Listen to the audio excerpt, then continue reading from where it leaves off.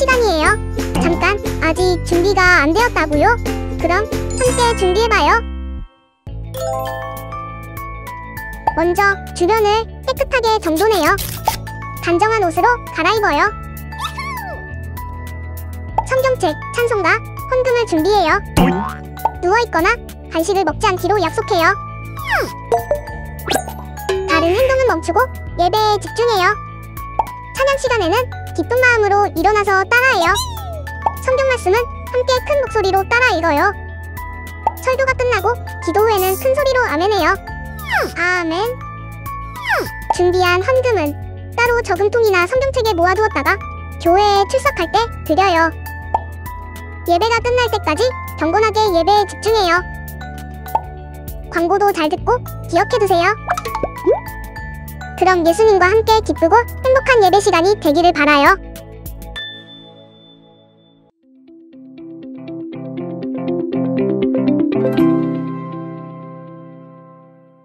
주품이들 주아, 오늘도 온라인 예배 자리에 오신 여러분을 환영하고 축복합니다. 벌써 2020년 마지막 주일이네요.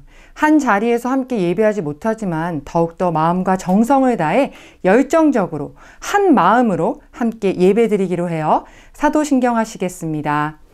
전능하사 천지를 만드신 하나님 아버지를 내가 믿사오며 그 외아들 우리 주 예수 그리스도를 믿사오니 이는 성령으로 잉태하사 동정녀 마리아에게 나시고 본디오 빌라도에게 고난을 받으사 십자가에 못 박혀 죽으시고 장사한 지 사흘 만에 죽은 자 가운데서 다시 살아나시며 하늘에 오르사 전능하신 하나님 우편에 앉아 계시다가 저리로서 산 자와 죽은 자를 심판하러 오시리라. 성령을 믿사오며 거룩한 공예와 성도가 서로 교통하는 것과 죄를 사하여 주시는 것과 몸이 다시 사는 것과 영원히 사는 것을 믿사옵나이다. 아멘. 자, 함께 찬양할까요?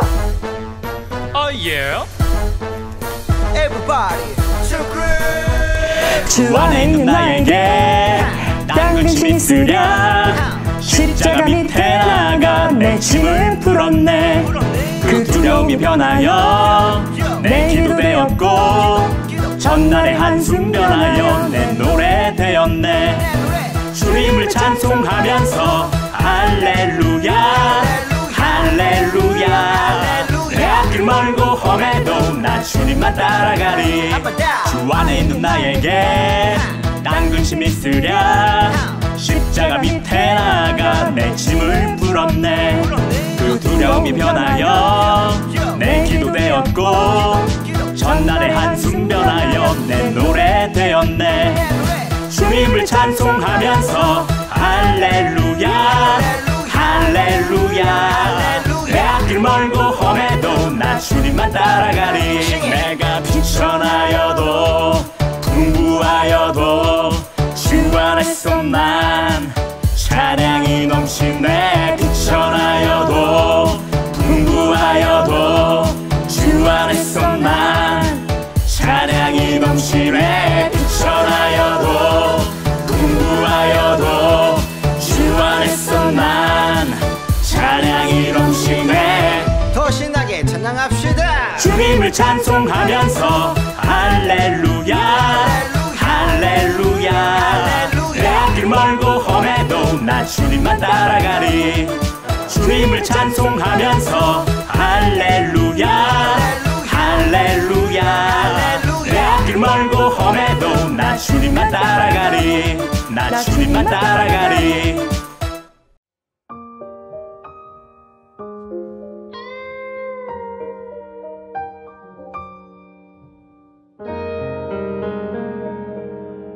선한 능력으로 함께 찬양할까요?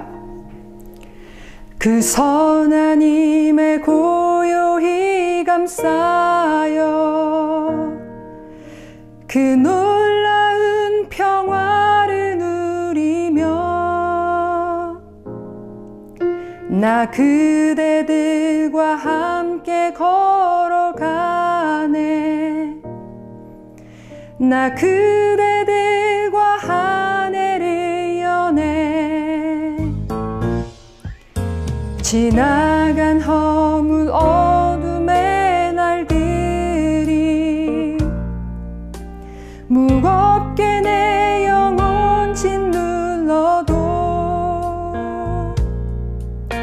오 주여 우릴 외면치 마시고 약속의 구원을 이루소서. 그 선한 힘이 우릴 감싸시니 믿음으로 일어나리 기대하네. 주 언제나 우리와 함께 계셔. 하루 또 하루가 늘 새로워. 설교로 들었던 이야기죠.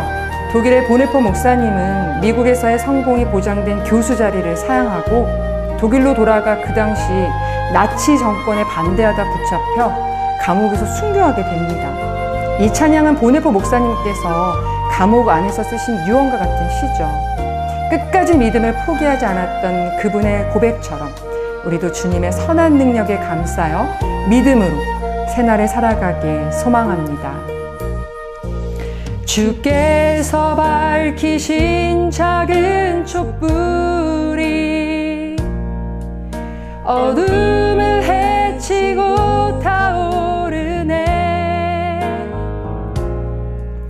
그 빛에 우리 모두 하나 되어 온 누리에 비추게 하소서.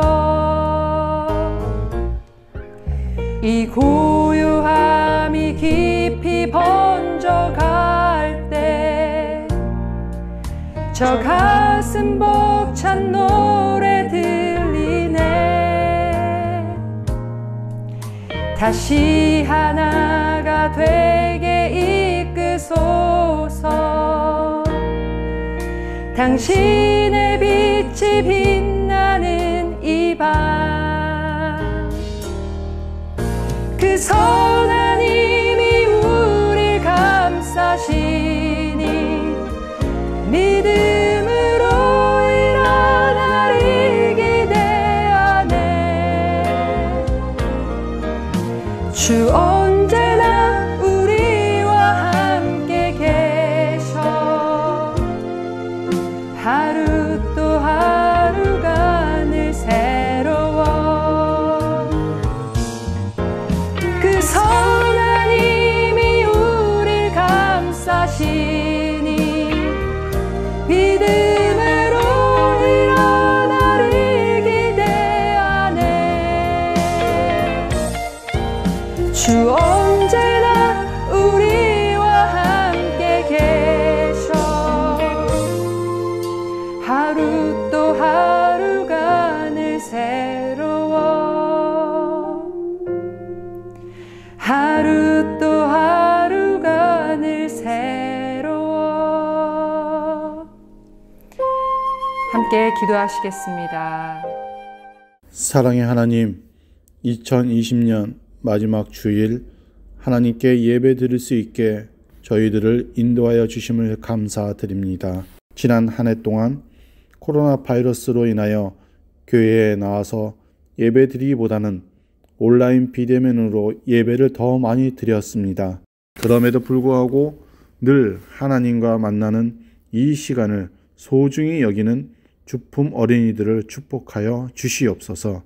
새롭게 시작되는 2021년을 바라보면서 다윗의 하나님에 대한 충성과 솔로몬의 지혜를 주품 어린이들이 소망하게 하여 주시옵소서. 또한 기도로 씨앗을 뿌리는 선생님들에게도 함께하사 주어진 사명을 감당할 수 있는 권능을 주시옵소서. 오늘도 말씀으로 은혜 받는 귀한 시간이 되게 하여 주실 줄 믿습니다. 예수 그리스도의 이름으로 기도합니다. 아멘. 유대인의 왕으로 온 아시니가 어디 계시냐? 우리가 동방에서 그의 별을 보고 그에게 경배하러 왔노라 하니. 오늘 우리에게 주시는 하나님의 말씀입니다.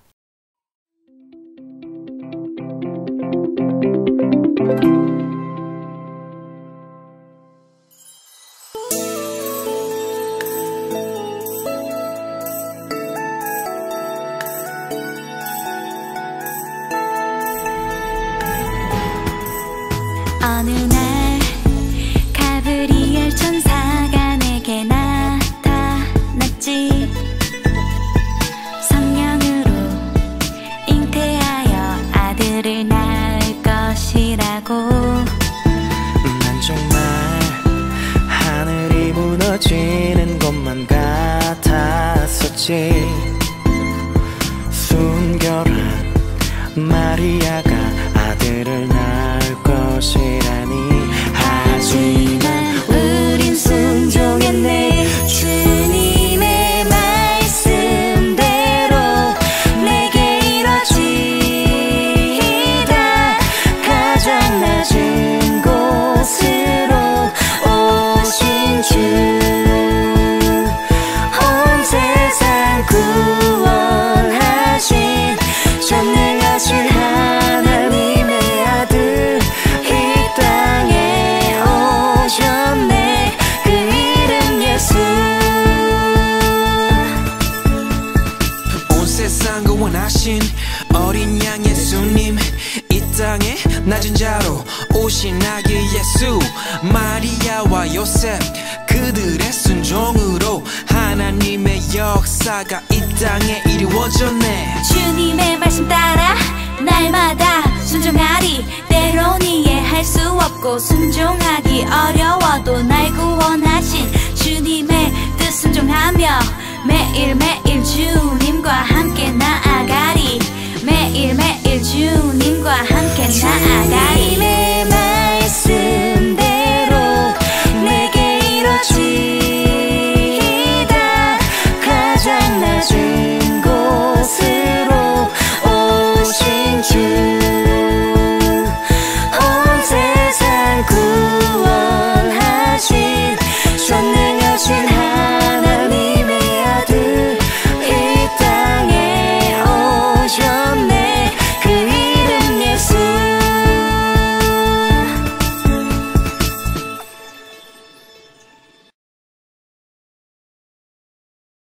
샬롬, 사랑하는 주부미들, 한 주간도 잘 지냈나요? 지난주에 아주 특별한 날이 있었는데 어떤 날이었죠? 맞아요, 기쁘다 구주 오셨네. 우리가 그토록 기다렸던 예수님이 2000년 전에 이 땅에 오신 날이에요. 그래서 이 날의 주인공은 예수님인데요. 우리 주부미들은 크리스마스의 주인공이신 예수님을 기억하며 예배드렸겠죠? 그런데 혹시 이날만 예수님을 생각하는 친구들은 없겠죠? 우리는 늘 365일 예수님이 이 땅에 오신 이유와 다시 오실 예수님을 기대하며 살아가는 사람들이 되어야 할 줄 믿습니다. 자, 그럼 2020년도의 마지막 주일, 오늘은 어떤 말씀이 우리를 기다리고 있을지 집중해서 함께 말씀을 들어볼까요?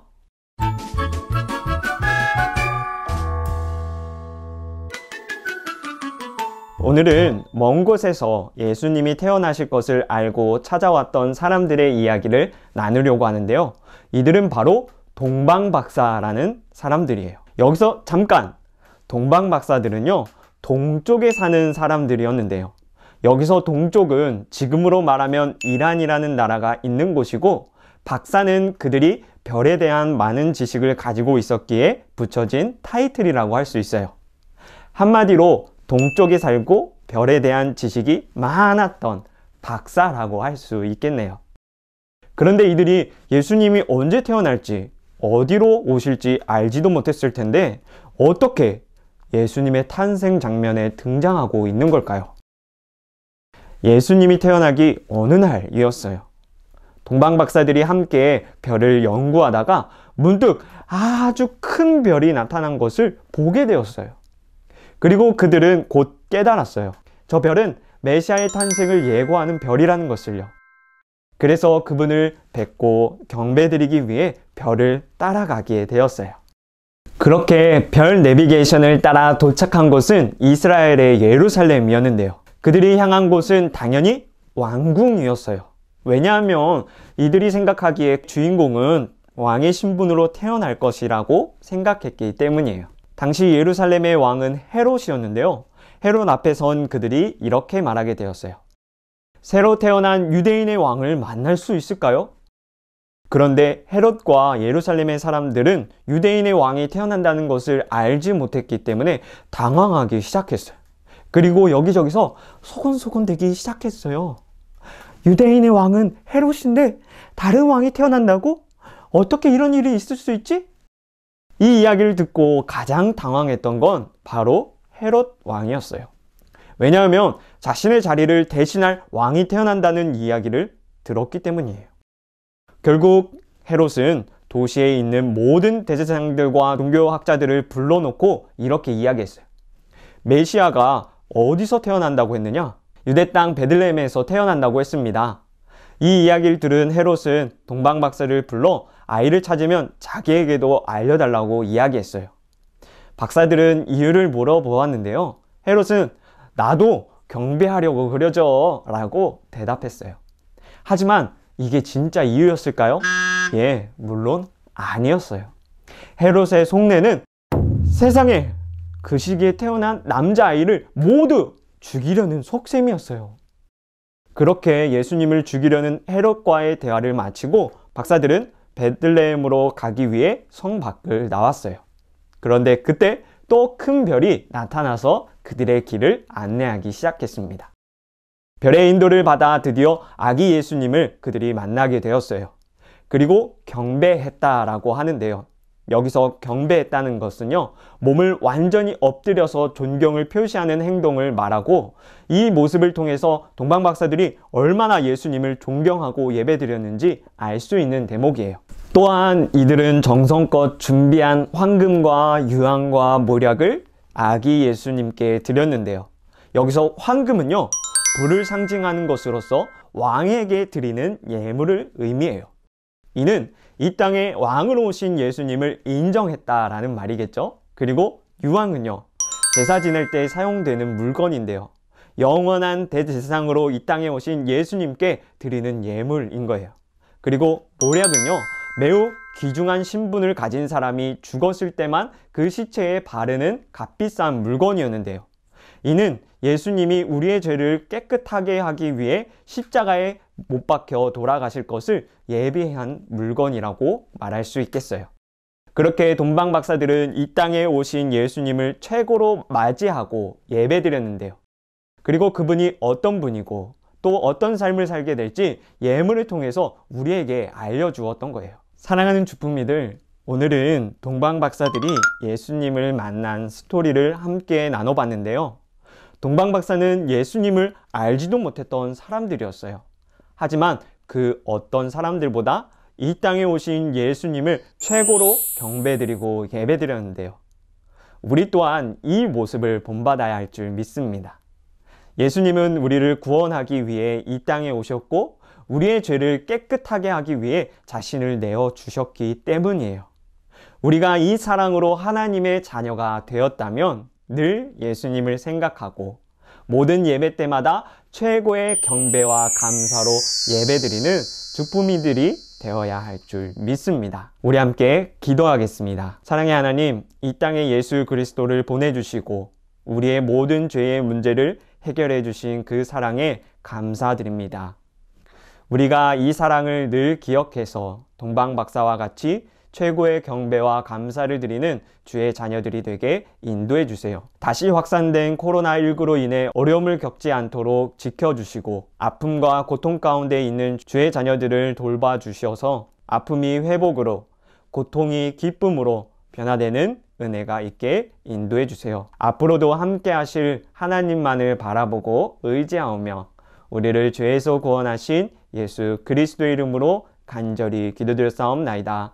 아멘. 하늘에 계신 우리 아버지여, 이름이 거룩히 여김을 받으시오며 나라가 임하시오며 뜻이 하늘에서 이루어진 것 같이 땅에서도 이루어지이다. 오늘 우리에게 일용할 양식을 주시옵고 우리가 우리에게 죄 지은 자를 사하여 준 것 같이 우리 죄를 사하여 주시옵고 우리를 시험에 들게 하지 마시옵고 다만 악에서 구하시옵소서. 나라와 권세와 영광이 아버지께 영원히 싸움나이다. 아멘.